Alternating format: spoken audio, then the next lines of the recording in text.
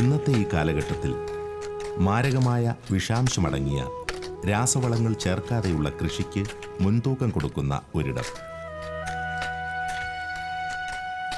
വിളവധികം വേലക്കാരോ ചുരുക്കം എന്ന സുപ്രധാന വചനത്തെ ഓർമ്മയിൽ തെളിഞ്ഞു വരുന്ന നിമിഷങ്ങൾ.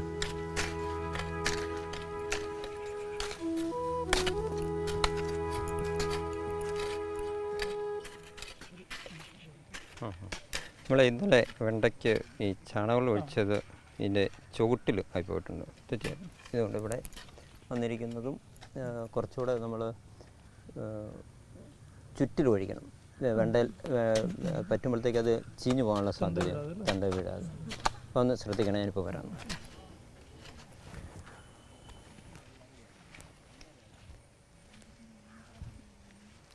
ഈശ്വമിശിഹായ്ക്ക് സ്തുതിയായിരിക്കട്ടെ. ഞാൻ ഫാദർ റോയ് മാത്യു വടക്കേ.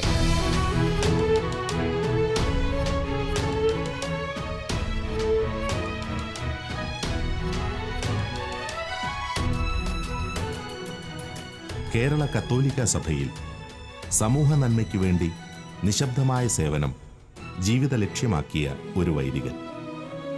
ക്രിസ്തുവിൻ്റെ ആ മഹാസ്വപ്നത്തെ സാക്ഷാത്കരിക്കാൻ അഹോരാത്രം പരിശ്രമിക്കുന്ന ഒരു പുരോഹിതൻ. ഫാദർ റോയ് മാത്യു വടക്കേൽ. എൻ്റെ പൗരോഹിത്യ ജീവിതത്തിൽ ഈ ലോക ധരിച്ച് മാത്രം പ്രവർത്തിക്കുന്നത് ആണ് പൗരോഹിത്യത്തിൻ്റെ ജോലികളിൽ നിർവഹിക്കേണ്ടത് എന്നുള്ളത് മാറ്റി വയ്ക്കുവാൻ കൃഷിയിടങ്ങൾ മാത്രം എന്നെ പ്രേരിപ്പിക്കുന്നുണ്ട്. മറ്റ് സമയങ്ങളിൽ ഞാനൊരിക്കലും ലോക ധരിക്കാതിരിക്കാറില്ല. എന്നാൽ കൃഷിയിടങ്ങളിൽ പണി ചെയ്യുമ്പോൾ ഞാൻ ലോക മാറ്റിവെച്ച് മറ്റ് എൻ്റെ കൂടെ പണിയുന്ന ആൾക്കാരെ പോലെ തന്നെ പണി ചെയ്യുന്നതിൽ ഞാൻ തൃപ്തി കണ്ടെത്തുകയും അങ്ങനെ ജോലി ചെയ്യുകയും ചെയ്യുന്നുണ്ട്. അത് എനിക്ക് എൻ്റെ ഏറ്റവും ഇഷ്ടമുള്ള ഒരു ഹോബിയായിട്ട് തന്നെയാണ് കൃഷിയും ഒപ്പം മൃഗപരിപാലനവും കാണുക. അപ്പോൾ അതുകൊണ്ട് തന്നെ എത്ര തിരക്കുകളുണ്ടെങ്കിലും ഏതെങ്കിലും ഒരു സമയം കിട്ടിയാൽ കൃഷിയിടങ്ങളിൽ വരികയും അത് രാവിലെ മുതൽ വൈകുന്നേരം വരെ പണിയാൻ പറ്റിയാൽ പണിയുന്നതിൽ ഏറെ ആത്മസംതൃപ്തി കണ്ടെത്തുന്നുണ്ട്. അത് മാനസികമായും ശാരീരികമായും ഒപ്പം എനിക്ക് വൈകുന്നേരങ്ങളിൽ കൂടുതൽ പ്രാർത്ഥിക്കുന്നതിനുള്ള ഒരു ഉന്മേഷമായിട്ടുമാണ് എനിക്ക് കൃഷിയിടങ്ങളിൽ പണിയുന്നത്. വൈകുന്നേരങ്ങളിൽ ചിലപ്പോൾ കുറേ വേദനയൊക്കെ തോന്നാമെങ്കിലും ആ വേദന തന്നെ ഒരു പ്രാർത്ഥനയുടെ ഒരു I feel really or enjoy ഈ കൃഷിയിടങ്ങളിൽ ജോലി ചെയ്യുന്നത്. കാഞ്ഞിരപ്പള്ളി രൂപതയിലെ നല്ല സമരായൻ ആശ്രമമാണിത്. ഇവിടെ മനസ്സിന്റെ താളം തെറ്റിയ ഒരുപറ്റം ദൈവമക്കളുണ്ട്. ഇവരെ അത്ഭുതകരമായി ദൈവം തീറ്റിപ്പോറ്റുന്നത് കണ്ടാൽ മനസ്സിലാകും ഇവരെ എത്രമാത്രം ദൈവം സ്നേഹിക്കുന്നുവെന്ന്.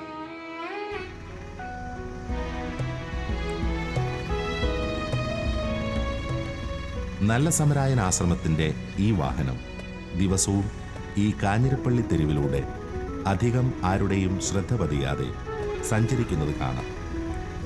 അതിന് ഒരു ലക്ഷ്യമുണ്ട്.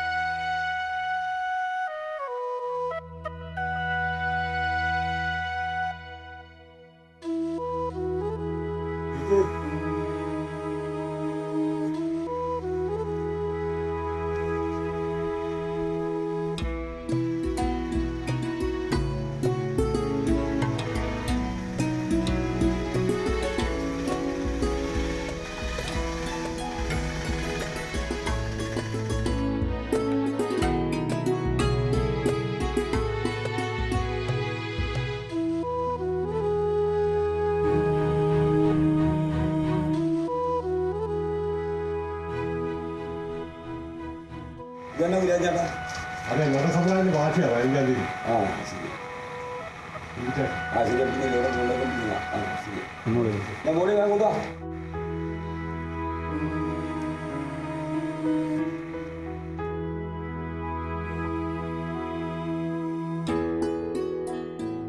ആഴ്ചയിലെ 7 ദിവസവും കാഞ്ഞിരപ്പള്ളിയിലെ 7 പ്രദേശങ്ങളിലുള്ള 150ഓളം ഭവനങ്ങളിൽ ആഴ്ചതോറും കടന്നുവരുന്നു.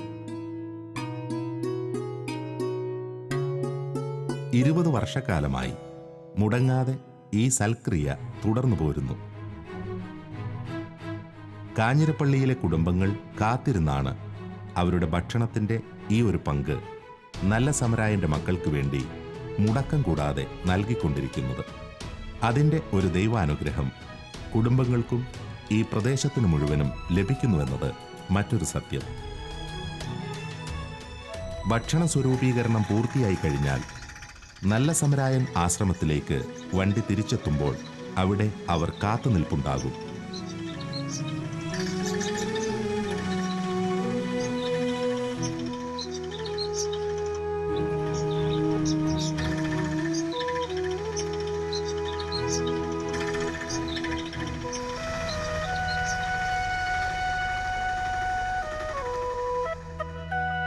സ്വർഗം ചൊരിഞ്ഞ മഞ്ഞ എന്നൊക്കെ വേണമെങ്കിൽ നമുക്കിതിനെ വിശേഷിപ്പിക്കാം. ഈ കാലഘട്ടത്തിലും ദൈവം കുറെ നല്ല മനുഷ്യരിലൂടെ ഇന്നും അത് സാധ്യമാക്കുമ്പോൾ ഒരു കാര്യം എളുപ്പം മനസ്സിലാക്കാവുന്നതേയുള്ളൂ.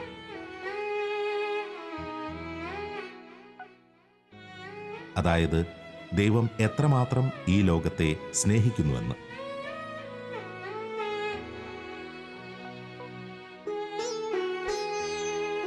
നല്ല സമരായൻ എന്ന പേരിനെ അന്വർത്ഥമാക്കുന്ന നിമിഷങ്ങൾ. ഇതെല്ലാം റോയി അച്ഛനിലൂടെ ദൈവം സാധ്യമാക്കുന്നു.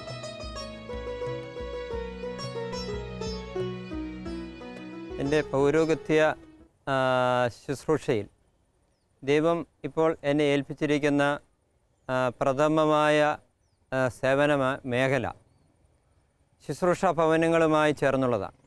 പ്രത്യേകിച്ച് നല്ല സമരായൻ ആശ്രമം എൻ്റെ പൗരോഹിത്യ ചിന്തയിൽ എന്ത് ഞാൻ എൻ്റെ പഠനകാലത്ത് ആഗ്രഹിച്ചുവോ അതിന് സമാനമായ ഒരു ശുശ്രൂഷ എൻ്റെ ഉൾവിളിയിൽ എനിക്ക് ദൈവം തന്നത് അനുവർത്തിക്കാൻ പറ്റിയ ഒരു ശുശ്രൂഷ മേഖല എന്ന നിലയിലാണ് നല്ല സമരായൻ ആശ്രമത്തെയും അതിനോടനുബന്ധിച്ചുള്ള ശുശ്രൂഷയും കാണുക. ഇത് ഒരു സ്ഥാപനമായോ ഇവിടെ കുറേ അന്തേവാസികളെ സംരക്ഷിക്കുന്നതായോ ഒരിക്കൽ പോലും ചിന്തിച്ചിരുന്നില്ല. മാത്രമല്ല അങ്ങനെ ഒരു സ്ഥാപനമോ അങ്ങനെ കുറേ പേർക്ക് ഭക്ഷണം കൊടുത്ത് മരുന്ന് കൊടുത്ത് താമസിപ്പിക്കുന്ന ഒരു ഇടമോ ആയിട്ടല്ല കാണുക. ഇത് ജീവിതയാത്രയിൽ പരാശ്രയത്തോടുകൂടി ജീവിക്കേണ്ടി വന്ന ഏതാനും സഹോദരിമാർക്ക്, അത് തെരുവിൽ നിന്നാകാം, വീട്ടിലെ പ്രത്യേക സാഹചര്യങ്ങളാകാം, ആയവർക്ക് ഒരു വീടിൻ്റെ അറ്റ്മോസ്ഫിയറിൽ എങ്ങനെ ജീവിക്കാനായിട്ട് സാധിക്കും. എ ഹോം എവേ ദ ഹോമെന്നോ അല്ലെങ്കിൽ ഒരു കൂട്ടുകുടുംബമെന്നോ ഒക്കെ വിശേഷിപ്പിക്കാവുന്ന വിധത്തിൽ അവർ ഈ ഭവനത്തിൽ കുടുംബ അനുഭവങ്ങളും കുടുംബ അരൂപയും കുടുംബ ജീവിതത്തിൽ അവർക്കുണ്ടാകാമെന്ന വ്യത്യസ്തങ്ങളായ അനുഭവങ്ങളും എത്രയധികം നൽകാമോ അതിന് സാധിക്കത്തക്ക വിധത്തിലുള്ള ഒരു ഭവനമായിട്ടാണ് ഇതിനെ നമ്മൾ ക്രമീകരിച്ചിരിക്കുക. നല്ല സമരായൻ ആശ്രമത്തിലെ ഈ അമ്മമാർ ഭക്ഷിക്കുമ്പോൾ ഒരുപക്ഷെ സ്നേഹത്തിൽ പൊതിഞ്ഞു ലഭിച്ച ഭക്ഷണത്തിൻ്റെ ഉറവിടം മനസ്സിലാക്കിയെടുക്കാൻ പ്രയാസമായിരിക്കും. പക്ഷേ ഒരു പ്രധാന കാര്യം കാഞ്ഞിരപ്പള്ളി രൂപത പറയുന്നത് ഇവർ ഇവിടെ അനാഥരല്ല എന്ന വസ്തുതയാണ്. ഇവർ ഇവിടെ ഉറ്റവരാലും ഉടയവരാലും സമ്പന്നരാണ്. ഇടവകയിലെ ഓരോ വിശ്വാസിയും ഇന്ന് ഇവർക്ക് എല്ലാമാണ്. അതിനാൽ ഇവിടെയുള്ള ഇവർ ആരും തന്നെ അനാഥരാകുന്നില്ല. ചോറൂണോ കഴിഞ്ഞു? ചേച്ചി വന്നായിരുന്നു കഴിഞ്ഞ ദിവസം? എന്നിട്ട് എന്നാ പറഞ്ഞു?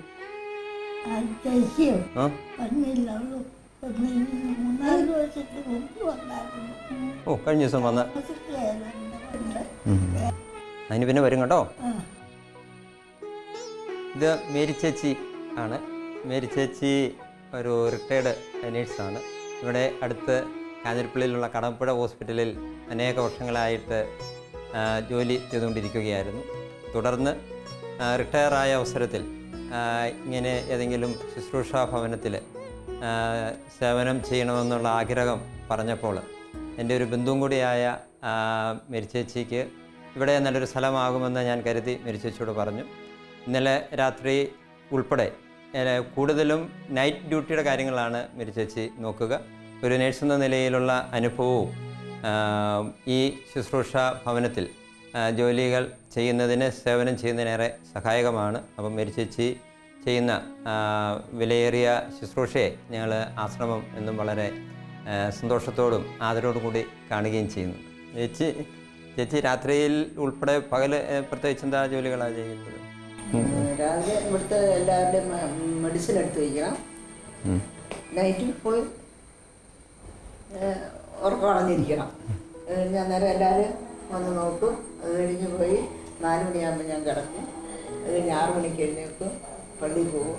തിരിച്ചു വന്നിട്ട് പിന്നെ 8:30 ഇവരെ ഭക്ഷണം വിളമ്പി കൊടുക്കണം. അത് കഴിഞ്ഞ് മെഡിസിൻ എടുത്തിട്ട് 11:30 ആകുമ്പോൾ ഞാൻ കിടക്കും. 2 മണിയാകുമ്പം ചോറ് വരും, അപ്പോൾ എഴുന്നേൽക്കും. പിന്നെ മേരി ചേച്ചി ചെയ്യുന്ന മറ്റൊരു കാര്യം, ഇവിടെ എന്തെങ്കിലുമൊക്കെ സേവനം ചെയ്യാൻ പറ്റുന്നവരെ കൊണ്ട് ഈ പുറത്തുള്ളതും ഇതിൻ്റെ അകത്തുള്ളതുമായി പൂന്തോട്ടത്തിൻ്റെ മുഴുവൻ കാര്യങ്ങളും ചേച്ചിയാണ് ചെയ്യുന്നത്. ചേച്ചിക്ക് അവിടെ നല്ല ചെടികൾ കിട്ടിയാലും അതിവിടെ കൊണ്ടുവന്ന് വെച്ച് പൂക്കൾ ഓടുകൂടി ഇവിടെ പള്ളിയിൽ വയ്ക്കുവാനും മറ്റു കാര്യങ്ങൾക്കും വേണ്ടിയുള്ള പൂക്കളെല്ലാം ഇതിൻ്റെ അകത്തും പുറത്തുമുള്ളത് ചേച്ചിയുടെ നേതൃത്വത്തിലാണ് ചെയ്യുക. അതൊരു വലിയ സന്തോഷം. ഇവർക്ക് പൂക്കളും ചെടികളും ഒക്കെ ആയിട്ട് വളരുന്നതിനേറെ സഹായകമാണ്. അപ്പോൾ ചേച്ചി ചെയ്യുന്ന ഈ ശുശ്രൂഷകളേറെ ഭവനത്തിന് സന്തോഷകരമായ കാര്യമാണ്. അച്ഛൻ പ്രാർത്ഥിക്കണം. അച്ഛൻ പ്രാർത്ഥിക്കട്ടെ.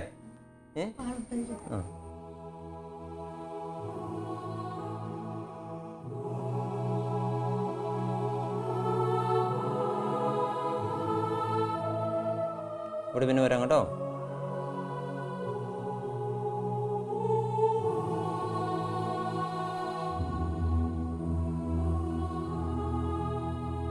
ചേച്ചി ഉറങ്ങിപ്പോയോ? അതെ. എന്നാ ക്ഷീണമുണ്ടോ?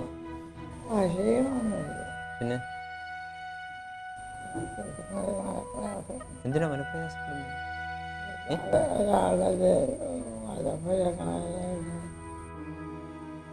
വലപ്പുഴ കാണാൻ വരുന്നുണ്ടോ? ഞാനവരെ വിളിച്ച് പറയാൻ വരാനായിട്ട്. ബുദ്ധിമുട്ടി വന്നാലേ കാണാം. ഒരു ബുദ്ധിമുട്ടി വന്നാലേ നമുക്ക് കാണാൻ പറ്റുള്ളൂ. ചെന്ന് പ്രാർത്ഥിക്കട്ടെ.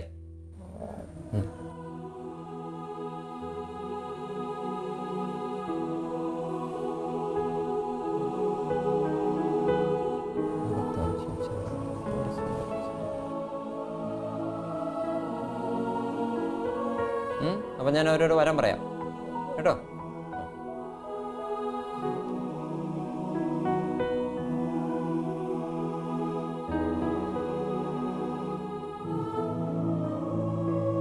നല്ല സ്മറായൻ റീഹാബിലിറ്റേഷൻ സെൻറ്റർ എന്നുള്ള ഈ ഭവനം നല്ല സ്മറായൻ ആശ്രമത്തിൻ്റെ തുടർച്ച എന്ന നിലയിൽ നമ്മൾ ആരംഭിച്ച ഒരു ശുശ്രൂഷാ ഭവനമാണ്. 2011 ഇങ്ങനെ ഒരു ശുശ്രൂഷ കൂടി നമ്മൾ നല്ല സ്മറായനോട് ചേർന്ന് ആരംഭിക്കുക. അതിനുള്ള പ്രധാന കാരണം മാനസിക രോഗം ഉള്ളവരും തെരുവിൽ നിന്ന് ലഭിക്കുന്നവരാകാം, അല്ലെങ്കിൽ വീട്ടിൽ പ്രദേശം സംരക്ഷിക്കാൻ പറ്റാത്തവരാകാം, അങ്ങനെയുള്ളവരെയാണ് നമ്മൾ ഈ ഭവനങ്ങളിൽ എടുക്കുന്നത്. എങ്കിലും അതിൽ ശാരീരികമായി കൂടുതൽ ശ്രദ്ധ വേണ്ടവരെയാണ് നല്ല സ്മരണ റീഹാബിലിറ്റേഷൻ സെൻ്ററിലായ ഈ ഭവനത്തിൽ നമ്മൾ സ്വീകരിക്കുക.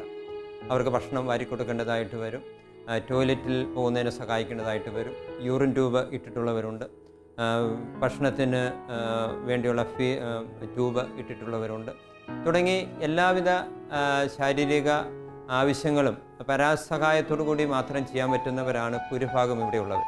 ഇത് അനവധി സ്ഥലത്തു നിന്നുള്ളവരാണ്. കേരളത്തിൻ്റെ വിവിധ ഭാഗങ്ങളിൽ നിന്നുള്ളവരുണ്ട്, ഇന്ത്യയിലെ വിവിധ സംസ്ഥാനങ്ങളിലുള്ളവരുണ്ട്, ഇവരുടെ പലരുടെയും ഭാഷ ഇപ്പോൾ പോലും നമുക്ക് തിരിച്ചറിയാവുന്നവരല്ല.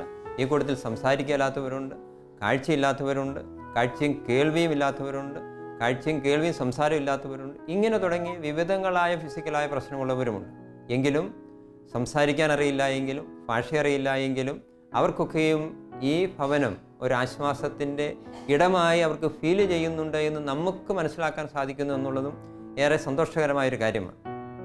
ഭക്ഷണത്തിൻ്റെ കാര്യത്തിലായാലും അവരുടെ ഡ്രസ്സിൻ്റെ കാര്യത്തിലായാലും സംസാരിക്കാൻ പറ്റാത്ത ആൾക്കാരായാലും ഈ ഒരു കളറ് എനിക്കിഷ്ടപ്പെട്ടില്ല എന്ന് നമുക്ക് ആംഗ്യത്തിലൂടെ കാണിക്കും. മറ്റൊരു കളറ് എടുത്ത് നമുക്ക് കൊടുക്കാനായിട്ട് സാധിക്കും. അപ്പോൾ മുഴുപ്പിൻ്റെ കാര്യത്തിലാകാം. അപ്പോൾ ആംഗ്യഭാഷയും ഞാനും അതുകൊണ്ട് അടുത്ത കാലത്ത് എങ്ങനെയാണ് ആംഗ്യഭാഷയിൽ സംസാരിക്കാൻ പറ്റുന്നതെന്ന് ഞാനും പഠിച്ചു. അപ്പോൾ ആ ഒരു രീതിയിൽ ഇവരോട് എത്രമാത്രം നമുക്ക് താതാത്മ്യപ്പെടാൻ പറ്റുമോ അതനുസരിച്ചാണ് നമുക്ക് ഇവരുടെ കൂട്ടത്തിൽ ശുശ്രൂഷ ചെയ്യാനായിട്ട് സാധിക്കുക. ഇത് നമ്മൾ ഒരു സ്ഥാപനമായിട്ട് നമ്മൾ ഒരിക്കലും കാണുന്നില്ല. ഇത് ഇവരുടെ ഒരു ഭവനം, ഇതൊരു കൂട്ടുകുടുംബം എന്ന നിലയിലാണ് നമ്മൾ കാണുക. A home away the home. ഇവിടെ 2 ബഹുമാനപ്പെട്ട സിസ്റ്റേഴ്സുണ്ട്. മേരി ചേച്ചി ഉൾപ്പെടെ ഏതാനും സഹായിക്കുന്ന സ്റ്റാഫ് അംഗങ്ങൾ നമുക്കുണ്ട്. അപ്പോൾ അവരുടെ നേതൃത്വത്തിൽ അവരുടെ സഹായത്തോടു കൂടി ആണ് ഇവരെ നമ്മൾ പരിചരിക്കുക. അപ്പോൾ ഇവർക്ക് മാനസികമായ ബുദ്ധിമുട്ടുകൾ ഉള്ളതോടൊപ്പം ശാരീരികമായ ബുദ്ധിമുട്ടുകൾ ഉള്ളതുകൊണ്ട് ഇരട്ടി പരിചരണവും ശ്രദ്ധയും ഇവരെ നോക്കുന്നതിന് ആവശ്യമാണ്. അപ്പോൾ അതിനുള്ള വലിയ മനസ്സുള്ള ഒരു പറ്റം ആൾക്കാർ സിസ്റ്റേഴ്സിനോടൊപ്പം ഉണ്ട് എന്നുള്ളത് ഏറെ സന്തോഷത്തോടെ എടുത്തു പറയേണ്ട കാര്യമാണ്. ഈ മുറിയിലും അടുത്തുള്ള മുറികളിലും ആയിരിക്കുന്ന ചേച്ചിമാർ മരണത്തെ മുഖാമുഖം കണ്ട് ജീവിക്കുന്നവരാണ്. അപ്പോൾ അവർക്ക് ശാന്തമായി ഈ ലോകത്തിൽ നിന്ന് കടന്നു പോകുവാനും വരും ലോകത്തിൽ ദൈവത്തെ മുഖാമുഖം കണ്ട് ജീവിക്കുവാനും സാധിക്കുമെന്നുള്ള പ്രത്യാശാപൂർണമായ ഒരു ജീവിതത്തിന് ഒരുക്കുക എന്നുള്ളതാണ് ഈ ഒരു ശുശ്രൂഷ ഭവനത്തിൽ കൂടുതലായും ചെയ്യുക.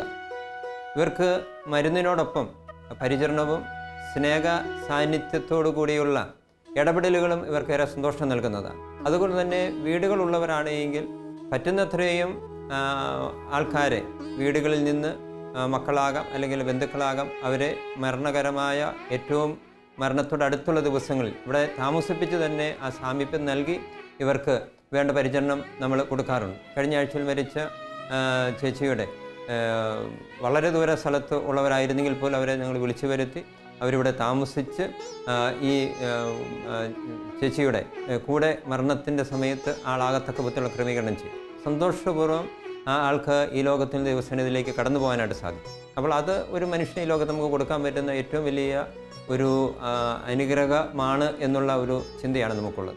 അപ്പോൾ എന്നെ സംബന്ധിച്ചും ഞാൻ എൻ്റെ അമ്മയെപ്പോലെ എൻ്റെ സഹോദരിമാരെ പോലെയുള്ള ഒരു സ്നേഹവും വാത്സല്യവും അവരെനിക്ക് നൽകാറുണ്ട്. എനിക്കും അവർ എൻ്റെ സ്വന്തം ആൾക്കാരെന്ന നിലയിലാണ് ഞാൻ അവരെ കാണുകയും അവരോട് ഇടപെടുകയും ചെയ്യുക. അപ്പോൾ ഭവനങ്ങളുള്ളവരാണെങ്കിൽ അവരെ നമ്മൾ വീട്ടിൽ അറിയിച്ചിട്ട് വീടുകളിലേക്ക് അവരെ നമ്മൾ അയക്കും. അത് ക്രൈസ്തവരാണെങ്കിൽ പള്ളികളിൽ അടക്കാനുള്ള സൗകര്യങ്ങൾ ചെയ്യും. മറ്റു മതസ്ഥരാണെങ്കിൽ അവരുടേതായ മതകർമ്മങ്ങളനുസരിച്ച് അവരുടെ വീടുകളിൽ കൊണ്ടുപോയി മതസംസ്കാരം നടത്തും. അതല്ലാത്തവരാണെങ്കിൽ ഗവൺമെൻറ്റിൻ്റെ അനുവാദത്തോടു കൂടി പൊതു ശ്മശാനങ്ങളിൽ അടക്കാനുള്ള ക്രമീകരണങ്ങൾ ചെയ്യും. അപ്പോൾ അങ്ങനെ അവർക്ക് അവരുടെ അവസ്ഥകൾ എന്തായിരുന്നാലും ശാന്തമായും സമാധാനമായും മരിക്കുവാനുള്ള ഒരു അവസരം കൂടി നമ്മളിവിടെ ക്രമീകരിക്കുകയാണ്. അപ്പോൾ അതിന് സഹകാരികളാകുന്നവരെ ഏറെ സ്നേഹത്തോടെ ഓർക്കുകയും നിങ്ങളുടെ പ്രാർത്ഥനകളിലും ഇവരെപ്പോലെയുള്ളവർ നമ്മുടെ അമ്മമാരാകാം, നമ്മുടെ ചേച്ചിമാരാകാം, നമ്മുടെ പെങ്ങന്മാരാകാം, ആ നിലയിൽ ഉള്ളവരും ഇവിടെ വരുന്നവരുണ്ട്. പണം ഉള്ളവരെ നമ്മൾ എടുക്കാറില്ല എങ്കിലും തെരുവിലൂടെ വലിയ പണക്കാർ ആയ ആൾക്കാരുടെ വീട്ടുകാർ തെരുവിലൂടെ നടന്ന് ഇവിടെ കൊണ്ടുവന്ന് അനേക നാളത്തെ പരിശ്രമത്തിന് ശേഷം കുളിക്കാൻ പോലും മനസ്സ് കാണിച്ചിട്ട് ആൾക്കാരുണ്ട്. തുടർന്ന് ഇവിടെ നിന്ന് വളരെ സന്തോഷത്തോടു കൂടി തിരികെ പോയി ഇന്ന് മകൾ കോളേജ് പ്രൊഫസറായി ജോലി ചെയ്യുന്നുണ്ട്. ആ മകൾ കൊണ്ടുപോയി ഇപ്പോൾ അമ്മയെ സംരക്ഷിക്കുന്നുണ്ട്. നിലവിൽ തെരുവിലൂടെ നടന്ന് പുകവലിക്കുക ഉൾപ്പെടെയുള്ള രീതിയിൽ ജീവിച്ച ആളാണ്. പക്ഷേ നമുക്ക് ഏറ്റവും വലിയ സന്തോഷം ആൾ തിരികെ വന്ന് ഒരു സാധാരണ വ്യക്തിയെപ്പോലെ ജീവിക്കത്തക്ക അവസ്ഥയിലാക്കി സ്വന്തം മകളുടെ കൂടെ ഇന്ന് വളരെ സന്തോഷത്തോടെ ജീവിക്കുന്നു. അപ്പം ഇങ്ങനെ നമുക്കും തെരുവിലാകാമായിരുന്നു നമ്മുടെ ജീവിത സാഹചര്യങ്ങളാലോ അല്ല പ്രത്യേക അവസ്ഥകളാലോ. അപ്പം അതിന് ഏതെങ്കിലും കാരണത്താൽ അങ്ങനെ ആയിപ്പോയിട്ടുണ്ടെങ്കിൽ അവരെ സംരക്ഷിക്കാനുള്ള ഒരു ദൗത്യം കൂടി നമുക്കുണ്ട് എന്നുള്ള ഒരു ഒരു ചിന്തയാണ് ഈ ശുശ്രൂഷ ഭവനത്തെക്കുറിച്ച് നമുക്കുള്ളത്. അപ്പോൾ നിങ്ങളുടെ ഏവരുടെയും പ്രാർത്ഥനകളും നമ്മുടെക്കും ഇങ്ങനെയൊക്കെ ആകാമായിരുന്നുവെങ്കിൽ, അല്ലെ നമുക്കൊക്കെ ഇങ്ങനെ ആകാമായിരുന്നു എന്നുള്ള ചിന്തയോടുകൂടി നമ്മുടെ സഹോദരനെ സ്നേഹിക്കുവാനുള്ള ഒരു സ്നേഹത്തിൻ്റെ കൂടാരമായി, സ്നേഹത്തിൻ്റെ ഇടമായി, സ്നേഹത്തിൻ്റെ തണൽ നൽകുന്ന ഒരു അനുഭവമായി ഈ ശുശ്രൂഷ ഞങ്ങൾ കാണുകയാണ്. ആ ഒരു സന്തോഷമാണ് എനിക്ക് ഈ അവസരത്തിൽ പങ്കുവയ്ക്കാനുള്ളത്. ഇവിടെ ഈ ഭവനം ആരംഭിച്ചിട്ട് 20 വർഷം കഴിയുമ്പോൾ ഇതിൻ്റെ ആരംഭ ചിന്ത മുതൽ കൂടെ ഉണ്ടായിരുന്നയാളായിരുന്നു ഡോക്ടർ സിസ്റ്റർ കാർമെലി. കഴിഞ്ഞ ആഴ്ച മേരിക്കുട്ടി വന്ന് കണ്ടേച്ച് പോയതല്ലായിരുന്നോ? അതെല്ലോ. മേരിക്കുട്ടിക്ക് പിന്നെ കഴിഞ്ഞ ആഴ്ചയിൽ ആ കമ്മ കണ്ടുവച്ച് പോയി കഴിഞ്ഞപ്പോൾ ഇപ്പം പ്രശ്നം കൂടുതലാണ്. എന്ത് പറ്റി? പുള്ളിക്കാരത്തിക്ക് ഭക്ഷണം കഴിക്കാൻ കഴിയുകയില്ല, എഴുന്നേക്കാൻ കഴിയുകയില്ല, ഇങ്ങനെ ഓരോരോ ബുദ്ധിമുട്ടാ ഞാനാ പറഞ്ഞത്. അല്ല, അതെന്നാ അങ്ങനെ വരാൻ കാര്യം? മരുന്ന് കൊടുക്കുന്നില്ലേ? മരുന്നൊക്കെ കൊടുക്കുന്നൊക്കെ ഉണ്ട്. കഴിക്കാൻ ചിലപ്പം താല്പര്യമില്ല. അത് മരുന്ന് ശരിക്കും ചെന്നിട്ടില്ല, അതുകൊണ്ടാണ്. അല്ലെങ്കിൽ മരുന്ന് കഴിച്ചുകൊണ്ടിരിക്കുമ്പോൾ അങ്ങനെ പ്രശ്നം വരാൻ സാധ്യതയില്ല. ഞങ്ങൾക്കൊന്നും ചെയ്യാൻ പറ്റത്തില്ല. ആൾ മരുന്ന് ചിലപ്പം കഴിക്കാത്ത മേടിക്കും. മേടിച്ച് കഴിഞ്ഞാൽ ചിലപ്പം വായിലിടുന്ന പോലെ ഞങ്ങളെ കാണിച്ചു വെച്ച് വരുന്നിട്ട് നമ്മൾ വായിലിട്ട് തൊണ്ടയിലിട്ട് കൊടുത്തിട്ട് വെള്ളം ഒഴിച്ചു കൊടുക്കണം, അല്ലെങ്കിൽ അവർ കഴിക്കില്ല. ഞങ്ങൾ പരിശ്രമിച്ച് നോക്കാം. പക്ഷേ ആൾ ഇങ്ങനെയൊക്കെ എങ്ങനെ ചെയ്താൽ ഏതായാലും ഞാനൊന്ന് കാണട്ടെ. അമ്മ പ്രാർത്ഥിച്ചു, ഞാൻ കണ്ടിട്ട് എന്നാന്ന് ചോദിച്ചിട്ട് വരാം.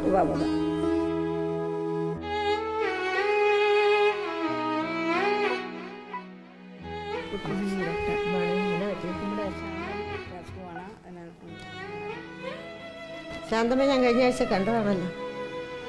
എന്നാ പറ്റി?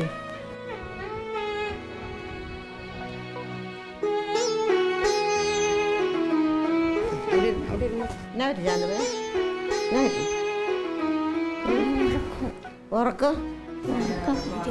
ഉറക്കമില്ല. എന്നാ പറ്റി? മരുന്ന് കഴിച്ചില്ലേ? മരുന്ന് കഴിക്കാൻ ഇച്ചിരി മടിയല്ലേ? മരുന്ന് കഴിക്കണം. മരുന്ന് ഉറക്കം വരാൻ വേണ്ടിയിട്ടല്ലേ മരുന്ന് കഴിക്കണം എന്നൊക്കെ പറയുന്നത് കേട്ടോ. മരുന്ന് കണക്കിന് കഴിക്കണം. സിസ്റ്റർമാർ തരുന്ന മരുന്ന് അതുപോലെ കഴിക്കണം കേട്ടോ. ആ, ഉറക്കത്തിന് മരുന്ന് ഇന്ന് ഞാൻ വേറെ തരാം, ഉറക്കമില്ലെങ്കിൽ കേട്ടോ. ഞാനൊന്ന് പരിശോധിച്ചൊക്കെ നോക്കട്ടെ എന്നാലും എന്നാ പ്രശ്നമൊന്നും കേട്ടോ. നേരെ ശ്വാസം വലിച്ചിട്ട്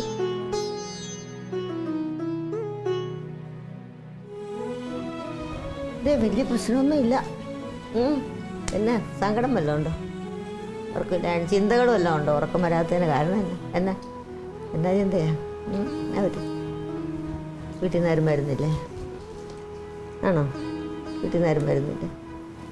അവരിവിടെ ഉണ്ടല്ലോ, ഇവിടെ അമ്മമാരൊക്കെ ഇല്ലേ നോക്കാം. പിന്നെ എന്നാ വിഷമിക്കാതിരിക്കും, സന്തോഷമായിട്ടിരിക്കും കേട്ടോ. ഇവിടെ എത്ര അമ്മമാരുടെ സുഖമായിട്ടൊക്കെ നോക്കാനായിട്ട് കേട്ടോ. സന്തോഷമായിട്ടിരിക്കും. കുറയുന്നുണ്ട്. പണ്ടത്തെക്കാട്ടി എന്ത് മിടിക്കായി ഇപ്പം? പണ്ടത്തെ ശാന്തമ്മയാണോ ഇപ്പോൾ? ആണോ? ഇപ്പം എന്തേലും മിടിക്കായി? നല്ല മിടിക്കുക, ഇനിയും മിടിക്കാവും കേട്ടോ. ഇപ്പം വിഷമിക്കായിരുന്നു, ഞാൻ പ്രാർത്ഥിച്ചോളാം കേട്ടോ.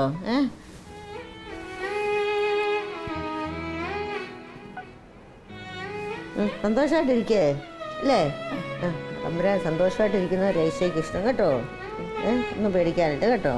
ഇത്ര കുഴപ്പമൊന്നുമില്ല. അതെ, പിന്നെ അവർക്ക് ഈ വീട്ടിൽ നിന്നൊക്കെ മാറി നിൽക്കുമ്പോൾ ഇടയ്ക്ക് വീട്ടുകാരെയൊക്കെ കാണാത്തതിൻ്റെ വിഷമവും പ്രയാസങ്ങളൊക്കെ ഉള്ളൂ. ശാന്തമേ, ഞാൻ പരിശോധിച്ചൊക്കെ നോക്കിയിട്ട് കുഴപ്പമൊന്നുമില്ല കേട്ടോ. പേടിക്കാനൊന്നുമില്ല കേട്ടോ. വീട്ടുകാർ വരാഞ്ഞിട്ടല്ലേ വിഷമം? അവർ വന്നില്ലല്ലേ? ഇവിടെ നല്ല സ്നേഹമുള്ള അമ്മമാരൊക്കെ ഇല്ലേ? അപ്പോൾ ശാന്തമായി ഈ അമ്മമാർ തരുന്ന മരുന്നൊക്കെ കണക്കിന് കഴിക്കണം കേട്ടോ. അതൊക്കെ കഴിച്ചാൽ നമുക്ക് കുറേ കൂടെ ഒക്കെ സന്തോഷമൊക്കെ ഉണ്ടാവും. പിന്നെ എപ്പോഴും പ്രാർത്ഥിച്ചോണ്ടൊക്കെ നടക്കുക കേട്ടോ. മരുന്ന് കഴിക്കാൻ മടിയുണ്ടോ? മടിയില്ലാതെ കഴിക്കണം കേട്ടോ. ഞാനും പ്രാർത്ഥിച്ചോളാം കേട്ടോ. അമ്പ്രാൻ അനുഗ്രഹിക്കട്ടെ കേട്ടോ.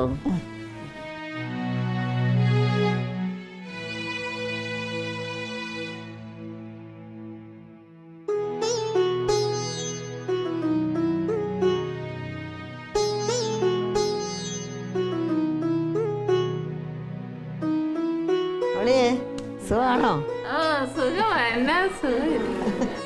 എൻ്റെ പേര് കാർമെലി CMC. എൻ്റെ പഠനം ഞാൻ ചങ്ങനാശ്ശേരി അസംഷൻ കോളേജിൽ നിന്ന് BSc പാസ്സായതിനു ശേഷം ഇറ്റലിയിലുള്ള പാദുവ യൂണിവേഴ്സിറ്റിയിൽ നിന്ന് മെഡിസിൻ പാസ്സായി. അതിനുശേഷം വിയന്നയിൽ നിന്ന് സൈക്യാട്രി സ്പെഷ്യലൈസേഷൻ കഴിഞ്ഞു. വീണ്ടും ഡ്രഗ് ആൻഡ് ആൽക്കഹോളിൻ്റെ അമേരിക്കയിൽ നിന്നും പാസ്സായി. ഇവിടെ ഞാൻ ജോലി ചെയ്യാൻ തുടങ്ങിയിട്ട് ഈ സ്ഥാപനത്തിൻ്റെ ആരംഭം മുതൽ, അതായത് 20 വർഷത്തോളമായി ഈ സ്ഥാപനം തുടങ്ങിയിട്ട്. അന്ന് തുടങ്ങി ഇവിടെ ശുശ്രൂഷ ചെയ്യുന്നുണ്ട്. സൈക്യാട്രി സ്പെഷ്യലൈസേഷൻ ചെയ്യാൻ പോയതിൻ്റെ കാരണം പറഞ്ഞാൽ ഞാൻ മെഡിസിൻ പഠിക്കാൻ തന്നെ ആഗ്രഹിച്ച ഒരു വ്യക്തിയല്ല. ഞാൻ പിന്നെ കോളേജിൽ അസംഷൻ കോളേജിൽ പഠിച്ചുകൊണ്ടിരിക്കുമ്പോൾ എൻ്റെ പ്രൊഫഷണലമ്മ മെഡിസിന് പോകാമെന്ന് ചോദിച്ചപ്പോൾ ഞാൻ പോയില്ല എന്ന് പറഞ്ഞ വ്യക്തിയാണ്. എങ്കിലും പിന്നീട് BSc ഒക്കെ കഴിഞ്ഞപ്പോൾ മെഡിസിന് പോകാമെന്ന് ചോദിച്ചപ്പോൾ അത് ജനറൽ ലെവലിൽ എൻ്റെ ജനറാളമ്മ എന്നെ കുഞ്ഞിനെ മെഡിസിന് വിടാൻ നല്ലതാണ്. അന്നൊരു വചനം എന്നോട്, ഒരു കാര്യം അമ്മ എന്നോട് പറഞ്ഞു, മകളെ അമ്മേനോട് മെഡിസിന് പോകാൻ പറ്റുമെന്ന് ചോദിച്ചപ്പോൾ ഞാൻ പറഞ്ഞു, ഇതാണ്, എനിക്ക് പഠിക്കാൻ ബുദ്ധിമുട്ടില്ല, പക്ഷേ മെഡിസിൻ പഠിക്കാനുള്ള ധൈര്യം ഉണ്ടോ ഇല്ലയോ എന്ന് എനിക്ക് അറിഞ്ഞുകൂടാ എന്ന് പറഞ്ഞ് അതിന് പിന്മാറാൻ തുടങ്ങിയപ്പോൾ എൻ്റെ രണ്ടാളമ്മ എൻ്റെ തോളത്ത് കൊട്ടിക്കൊണ്ട് പറഞ്ഞു, മകളെ, ഗലീലയിൽ കൂടി രോഗികളെ ശുശ്രൂഷിച്ച് ആശ്വസിപ്പിച്ച് പോയ ഈശോയെ അനുഗമിക്കാനുള്ള വിളി മോൾക്കുണ്ട് എന്ന് പറഞ്ഞു. അപ്പോൾ ഞാൻ അതിന് തലകുനിച്ചു. അത് വളരെ അർത്ഥവത്തായിരുന്നു. ഞാനൊരു കോളേജ് പ്രൊഫസറാകാനൊക്കെ ആഗ്രഹിച്ച വ്യക്തിയാണ്. എന്നാൽ അതിനേക്കാൾ 10 ഇരട്ടി ഇന്ന് സാറ്റിസ്ഫാക്ഷൻ എനിക്ക് ഈ ഫീൽഡിലുണ്ട്. അന്ന് തുടങ്ങി ദൈവം സ്വന്തം കയ്യിൽ ഒരു കുഞ്ഞിനെ കൊണ്ടു നടക്കുന്നത് പോലെ എന്നെ അനുഗ്രഹിച്ച് എൻ്റെ പ്രവർത്തന മേഖലകളിലെല്ലാം ദൈവത്തിൻ്റെ അനുഗ്രഹവും കൃപയും മഴ പോലെ ചൊരിഞ്ഞ അവസരങ്ങൾ എനിക്കുണ്ട്. ഇവിടെ വരുന്നത് ഞാൻ ആഴ്ചയിലൊന്ന് തുടക്കം തുടങ്ങി എല്ലാ ആഴ്ചയിലും ഒരു ദിവസം ഇവിടെ വരുന്നുണ്ട്. അപ്പോൾ ആദ്യമൊക്കെ എനിക്ക് എൻ്റെ സ്ഥാപനത്തിൽ നിന്ന് പോരാൻ ബുദ്ധിമുട്ടായിരുന്നെങ്കിലും ഇപ്പോൾ ഞാൻ അവിടെ OP വേണ്ടാന്ന് വെച്ചിട്ട് ഇവിടെ തന്നെ ചിലവഴിക്കുകയാണ് ഒരു ദിവസം. എനിക്കത് വളരെ സന്തോഷകരമാണ്. അതായത് ഇവിടെ വരുമ്പോൾ തന്നെ ഇവരുടെ ആ സന്തോഷവും സ്വീകരണമൊക്കെ, അതായത് ഒരാഴ്ചയൊക്കെ വരാതിരുന്നാൽ അവർ കണ്ടില്ലല്ലോ ഡോക്ടറിനെ, കഴിഞ്ഞ ആഴ്ച കണ്ടില്ലല്ലോ എന്നും പറഞ്ഞിട്ടുള്ള നമ്മളെ ആകാംക്ഷയോടെ സ്നേഹത്തോടെ കാത്തിരിക്കുന്ന പിന്നെ മക്കളെയാണ് ഇവിടെ എപ്പോഴും കാണുന്നത്. അതുപോലെ ഇവിടെ ഉള്ള മറ്റ് ജോലി ചെയ്യുന്ന സഹോദരിമാരും, ഏറെ പ്രത്യേകിച്ച് റോയിച്ചനാണെങ്കിലും ഒരുപാട് സന്തോഷത്തോടു കൂടിയാണ് എൻ്റെ ഈ ഇതിനെ കാണുകയും അച്ഛനെന്നെ ഇങ്ങോട്ട് വിളിക്കുകയും ചെയ്തത്. റോയിച്ചൻ്റെ കാര്യത്തെ വെച്ച് പറഞ്ഞാൽ അതിന് വാക്കുകളില്ല. അത് വളരെ അപാരമാണ്. അച്ഛനൊരു കാര്യം ഓർത്താൽ അത് പൈസ ഉണ്ടോയെന്നോ ഇല്ലയോന്നൊന്നും ഇല്ലാതെ അത് നടന്നിരിക്കും. അച്ഛന് ഇവിടെയുള്ള ഈ സംരംഭങ്ങളെല്ലാം ഉത്തരൻ്റെ പിന്നിൽ അച്ഛനെ ഒരു നയ പൈസ പോലും സ്വന്തമായിട്ട് നോക്കിക്കൊണ്ടല്ല, എല്ലാം ദൈവത്തിൽ ആശ്രയിച്ച് അച്ഛൻ മുന്നോട്ട് ചാടും. പക്ഷേ ദൈവത്തിൻ്റെ കൃപ കൊണ്ട് അവയെല്ലാം തന്നെ വളരെ ഭംഗിയായിട്ട് നടക്കും. ഇന്നിപ്പം നമ്മൾ ഓർത്താൽ എങ്ങനെ ഇതൊക്കെ നടന്നു ചിലപ്പോൾ ഓർന്നു എന്തെല്ലാം കാര്യങ്ങൾ അച്ഛൻ്റെ തലയിൽ കൂടി, ചെറിയ തലയിൽ കൂടി ഇത്രയും വലിയ വലിയ സംഗതികൾ കടന്നു പോയല്ലോ എന്ന് ഓർക്കുമ്പോൾ നമുക്ക് അതിശയം തോന്നും.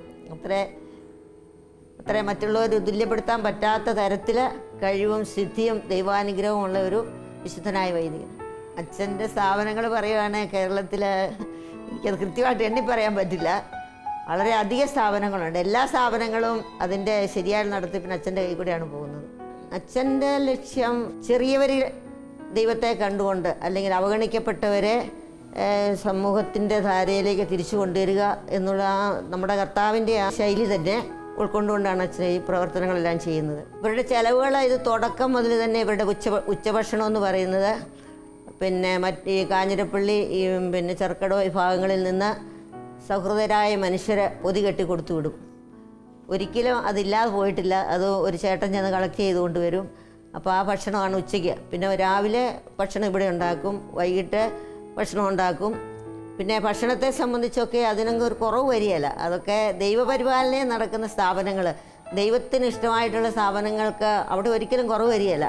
ഇവിടെയും തുടക്കം മുതൽ ഒരിക്കലും കുറവ് വന്നിട്ടില്ല. ഈ മക്കൾക്ക് ഒരിക്കലും ഭക്ഷണമില്ലാതെ വന്നിട്ടില്ല, വസ്ത്രമില്ലാതെ വന്നിട്ടില്ല, കിടക്കാടില്ലാതെ വന്നിട്ട് ഒന്നിനും ഒരു കുറവില്ല. എല്ലാം വളരെ സുഭിക്ഷമായിട്ട് ആകാശത്തിലെ പറവകളെ ദൈവം സംരക്ഷിക്കുന്നത് പോലെ ഈ കുഞ്ഞുങ്ങളെ ദൈവം സംരക്ഷിച്ചുകൊണ്ടാണ് ഇരിക്കുന്നത്. 20 വർഷം മുൻപ് ആണ് ഈ നല്ല സമ്പ്രായൻ എന്ന ആശ്രമം തുടങ്ങിയത്.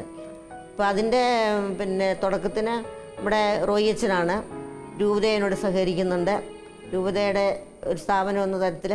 പക്ഷേ ഇതിൻ്റെ എല്ലാം മുന്നിൽ എപ്പോഴും പ്രവർത്തിക്കുന്നത് റോയിച്ചനാണ്. റോയിച്ചൻ്റെ ചിന്തയിലും ബുദ്ധിയിലും ഉദിച്ചതാണ് ഇതിൻ്റെ മറ്റെല്ലാ സംരംഭങ്ങളും. ആദ്യം ഒരു ചെറിയ സ്ഥാപനമായിട്ട് തുടങ്ങി, കുറച്ച് പേരെയൊക്കെ എടുത്ത് വന്ന് 3-4 പേരേ ഉള്ളായിരുന്നു. ആദ്യത്തെ വ്യക്തി മരിച്ചുപോയി. അപ്പോൾ അന്ന് തുടങ്ങി ഇപ്പം ഇത്രയും വളരെ ഇതായിട്ട് ആദ്യ താഴത്തെ സ്ഥാപനം മാത്രമേ ഉള്ളൂ, കെട്ടിടം മാത്രമേ ഉള്ളായിരുന്നു.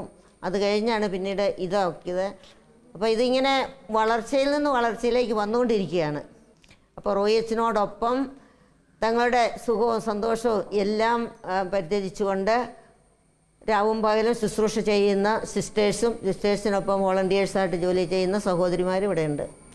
അപ്പോൾ അവരുടെയൊക്കെ സേവനങ്ങളെ വെച്ച് നോക്കുമ്പോൾ ഞാനൊക്കെ ചെയ്യുന്ന ഒന്നുമല്ല. അവരൊക്കെ ഏതെല്ലാം തരത്തിലുള്ള വരുന്ന പിന്നെ രോഗികൾ അത് കഴിഞ്ഞും ഇവിടെ കിടക്കുന്ന രോഗികൾക്കും എന്തെല്ലാം വളരെയധികം ബുദ്ധിമുട്ടുണ്ട് അവരെ ശുശ്രൂഷിക്കാൻ. അതായത് അവർ മലമൂത്ര വിസർജനം കിടന്നു നോക്കുന്നവരുണ്ട്, ഭക്ഷണം കഴിക്കാത്തവരുണ്ട്, പിന്നെ അതുപോലെ തന്നെ മറ്റുള്ളവരെ ഉപദ്രവിക്കുന്നുണ്ട്. ഏതെല്ലാം തരത്തിലുള്ള ബുദ്ധിമുട്ടുകളുണ്ടെങ്കിലും അവരതെല്ലാം തമ്പുരാൻ ഈശോയെ കണ്ടുകൊണ്ട്, അവരിലെല്ലാം ഈശോയെ കണ്ടുകൊണ്ട് ശുശ്രൂഷിക്കുവാൻ സാധിക്കുന്ന നല്ല ഹൃദയമുള്ള നല്ല മനസ്സുള്ള പിന്നെ സിസ്റ്റേഴ്സും സഹോദരിമാരിവിടെ ജോലി ചെയ്യുന്നുണ്ട്. അതുകൊണ്ടാണ് ഈ സ്ഥാപനം ഇങ്ങനെ നന്നായിട്ട് പോകുന്നത്. ഇപ്പം എൻ്റെ ശുശ്രൂഷ എന്ന് പറഞ്ഞാൽ വലിയ വില കൊടുത്തുള്ള ശുശ്രൂഷയല്ല. അത് ഞാൻ ഇത് ചെയ്യുന്നുണ്ട്, ഇവിടെ വന്ന് ഇവരെ നോക്കാമെന്നോ അല്ലെങ്കിൽ കുറച്ച് സമയം ഇവരോട് സ്നേഹ സംഭാഷണം ചെയ്യാത്ര എളുപ്പമുള്ളല്ലോ. പക്ഷേ ഇവിടെ 24 മണിക്കൂർ ഇവരോട് കൂടെ ആയിരുന്നുകൊണ്ട് ജോലി ചെയ്യുന്ന ഇവരെയാണ് കൂടുതലായിട്ട് നമ്മൾ അനുമോദിക്കേണ്ടത്. അവരുടെ ഇതാണ് കൂടുതൽ സ്തുത്യർഹമായിട്ടുള്ളത്. റോയ് അച്ഛനിലൂടെ പിന്നെയും അനേകം കാര്യങ്ങൾ ദൈവം പ്രവർത്തിക്കുന്നുണ്ടായിരുന്നു. നമ്മെ വിസ്മയഭരിതമാക്കാൻ തക്കവിധമുള്ള വൻ കാര്യങ്ങൾ.